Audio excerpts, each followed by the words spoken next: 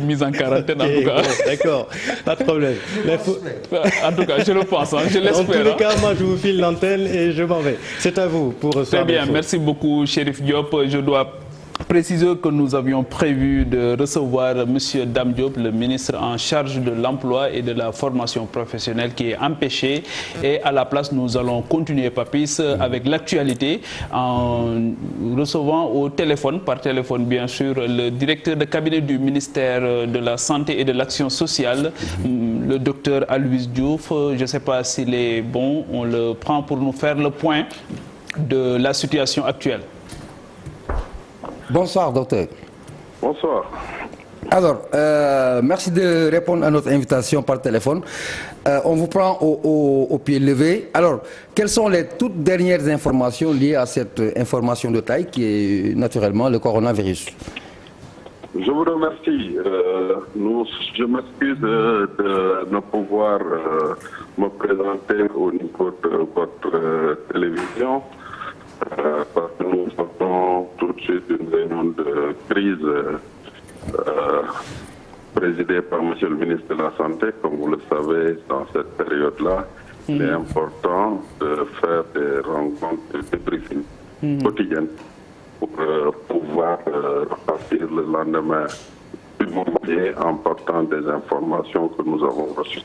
Ce qu'il faut dire, c'est que, comme on l'a dit à travers le communiqué, nous avons le premier cas qui a été déclaré hier, qui aujourd'hui, du point de vue clinique, présente une amélioration.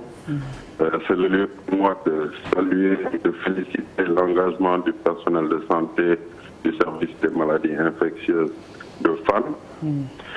Le deuxième cas suspect que nous avons hospitalisé aux maladies infectieuses a été libéré hier, puisque les tests étaient négatifs.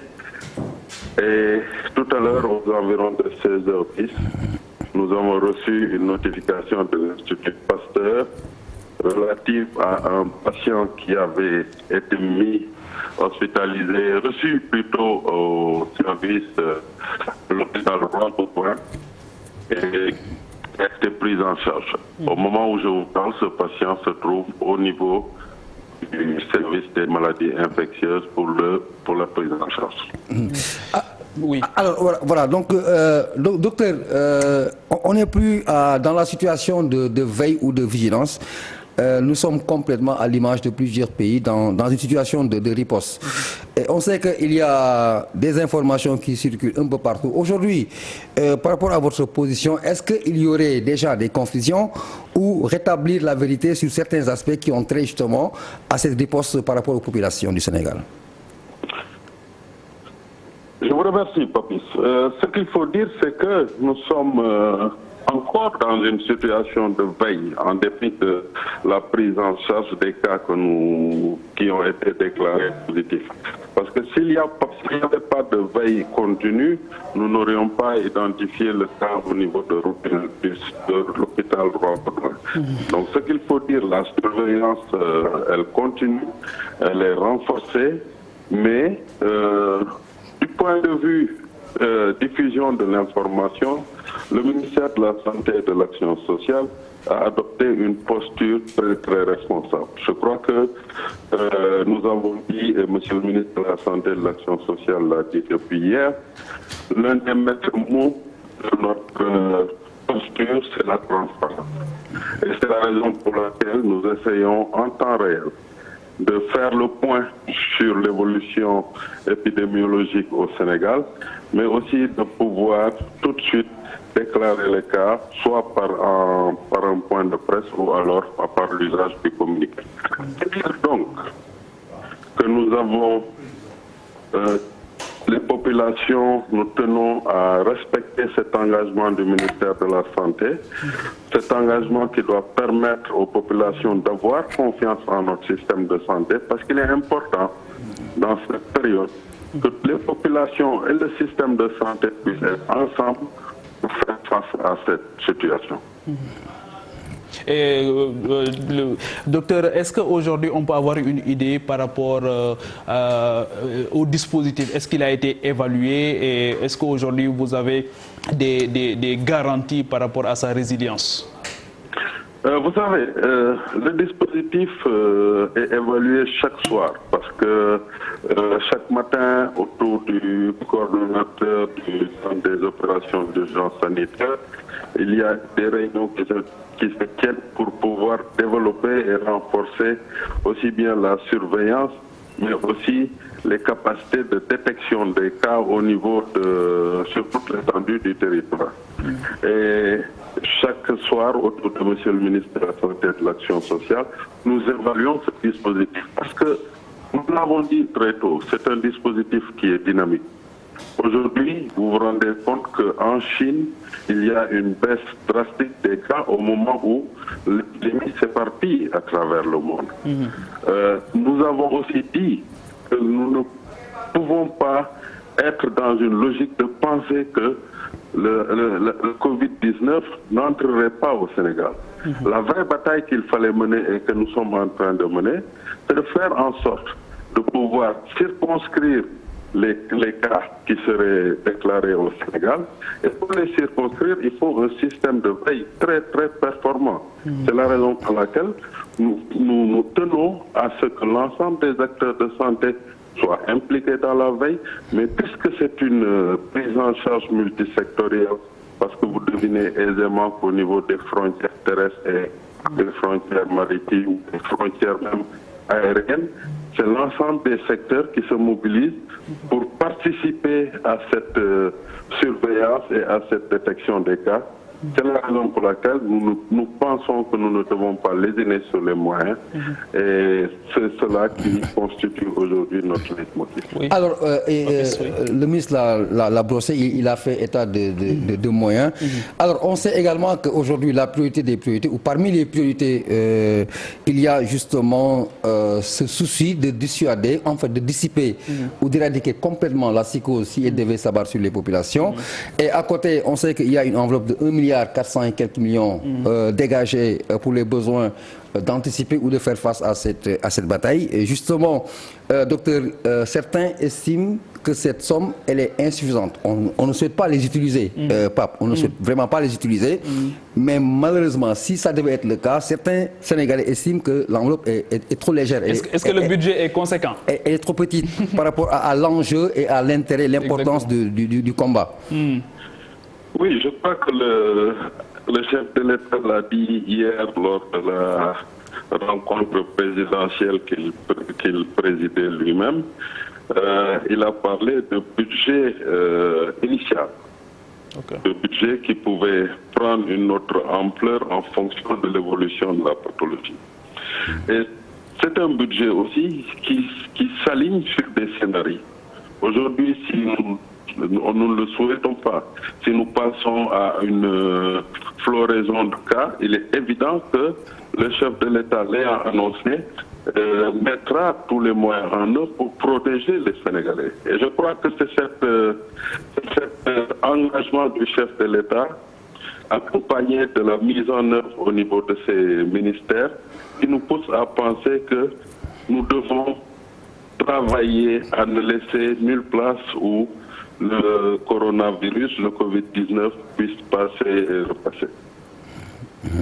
L'une aussi des batailles qu'il faut mener et gagner, c'est celle de la mise à disposition de l'information. Vous avez été patron du SNEPS. Aujourd'hui, quelle est la part justement de ce budget qui est réservé à la communication? Parce que justement, il faut communiquer pour déconstruire certaines idées reçues par rapport à ce virus.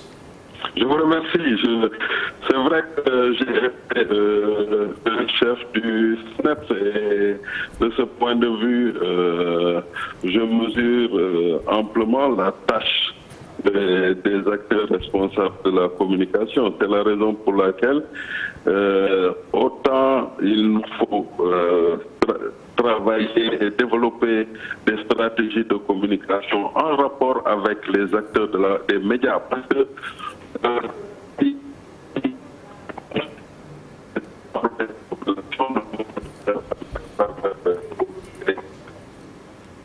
Alors, je pense que oui. Voilà, nous avons je pense que nous avons des soucis des problèmes de communication. Oui. Donc, il revenait sur l'aspect de la communication. Vous l'avez brossé. Pourquoi la pertinence de cette question, s'il n'est pas revenu, je pense qu'on peut, Pierre, s'il peut revenir, il revient.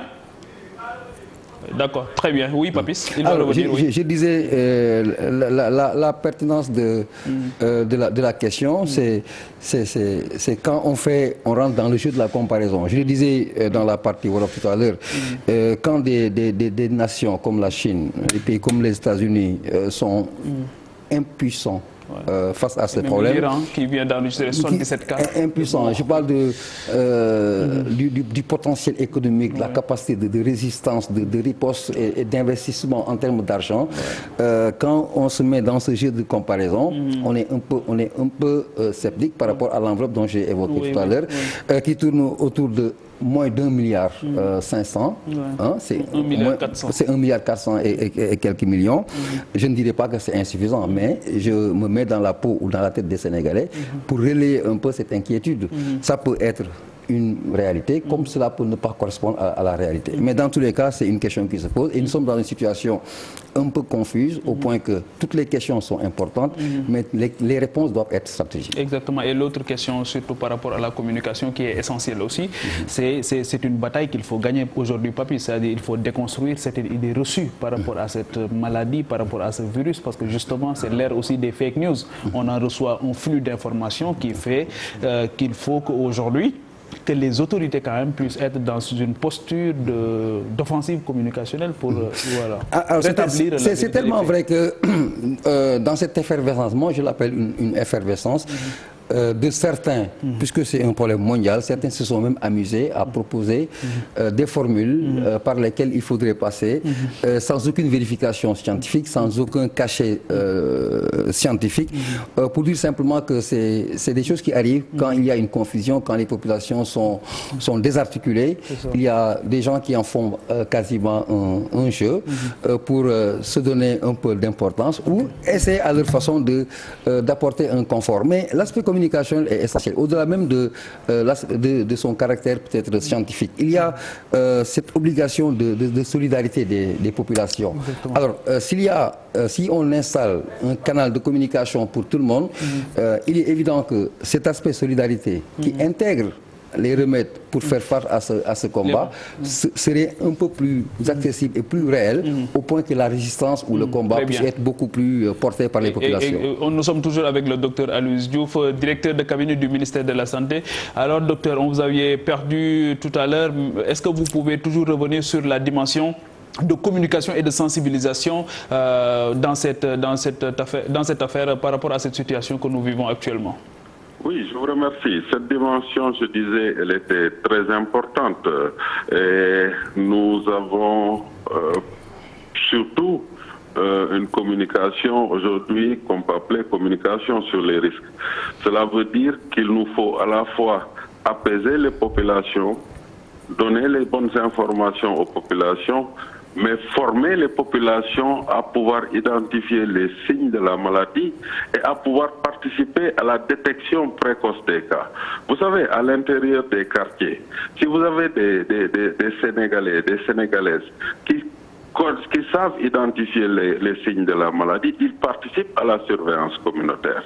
Et cela permet de déclencher de manière aussi précoce la détection des cas, et tant qu'on détecte précocement les cas, on parvient à traiter ces cas-là. Je rappelle que pour le Covid-19, le taux de mortalité, le taux de létalité est à 2%.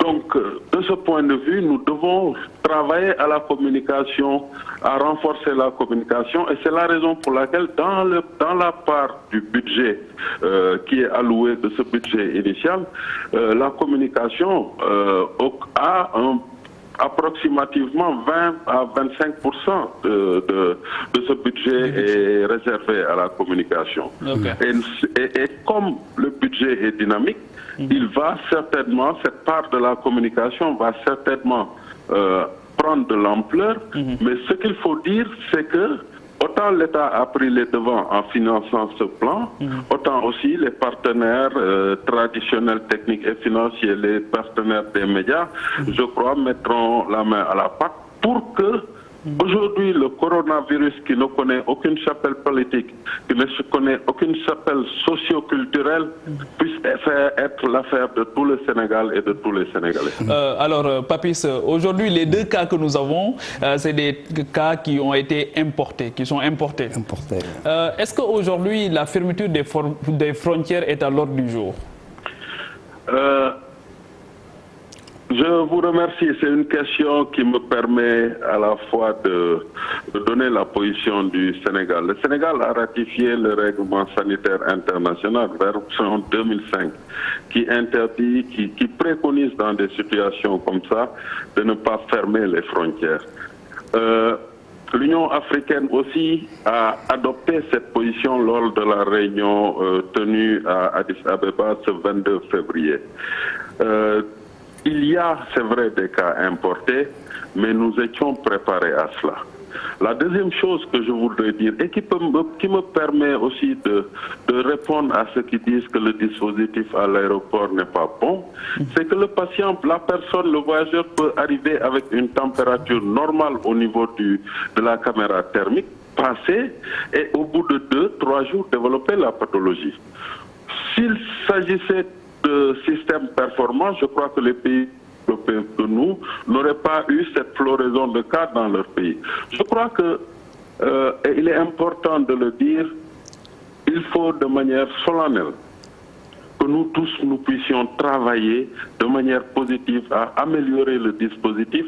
Et c'est la raison pour laquelle, Monsieur le ministre de la Santé et de l'Action sociale nous exhorte à être ouverts aux contributions venant de nos partenaires traditionnels comme la presse, des populations, pour améliorer le dispositif, parce que c'est ensemble que nous gagnerons ce combat. Alors, docteur, on sait que dans ce cas de figure, ce sont des évaluations qui se font à la limite toutes les heures, potentiellement. Alors, est-ce que, à l'instant où nous parlons aujourd'hui, est-ce que, parce que vous avez un niveau d'information que nous n'avons pas, par exemple, par rapport aux perspectives de rassemblement, depuis hier, les familles religieuses du Sénégal commencent à se prononcer et sont à l'attente justement des consignes ou des orientations qui viendraient de l'État, dont vous faites partie aujourd'hui. Alors, par rapport à cette éventualité, quelle serait la nouvelle tendance aujourd'hui après 24 heures? Oui, ce qu'il faut dire, c'est que c'est déjà bien que les leaders religieux s'approprient ce dispositif et s'approprient ce combat-là face au Covid-19. Je crois qu'il faut le saluer, parce que cela entre aussi dans le cadre du renforcement du dispositif mis en place. Maintenant, en termes de dispositif, vous savez, les manifestations religieuses se déroulent dans des régions.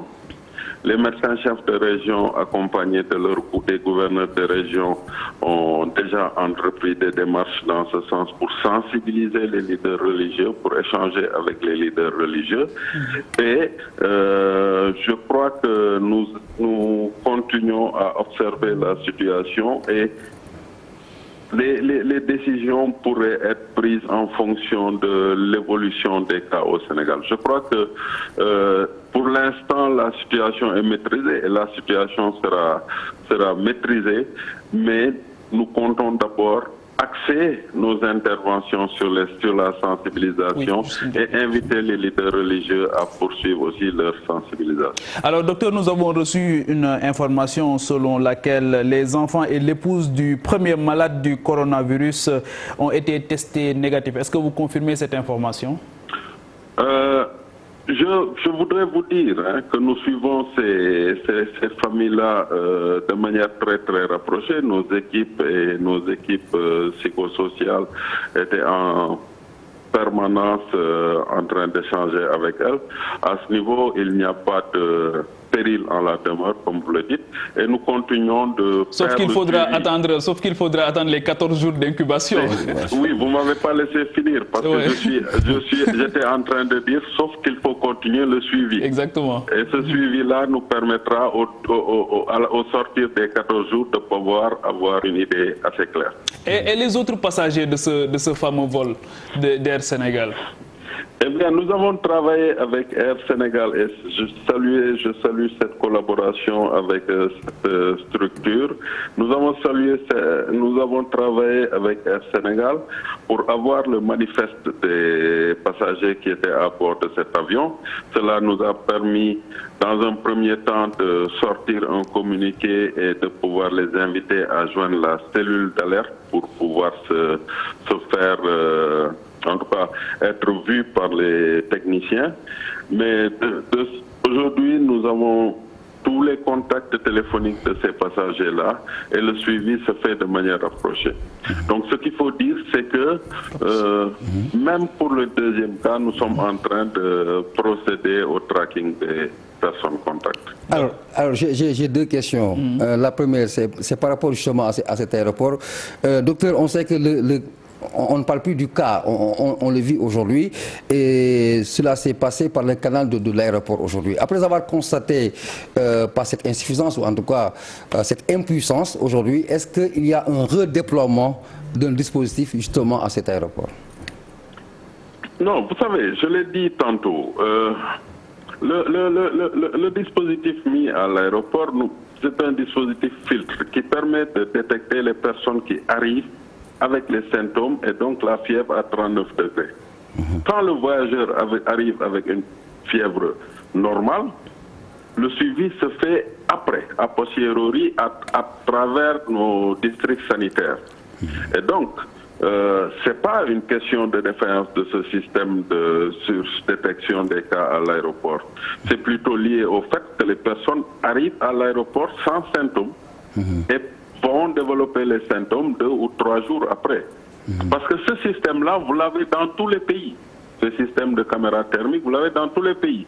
Et vous vous rendez compte qu'aujourd'hui, dans la plupart des pays, les cas sont des cas qui sont passés par l'aéroport et qui sont passés avec une température normale. Donc, ce que nous faisons, c'est simplement renforcer ce dispositif au niveau de l'aéroport, parce que ce dispositif, de notre point de vue, est un dispositif performant qui a permis d'ailleurs de prendre en charge le cas qui a été testé négatif et qui est passé avec une température de 39 degrés, qui a été par la suite amené à l'hôpital Fann et quand on a eu les résultats négatifs, a été libéré hier.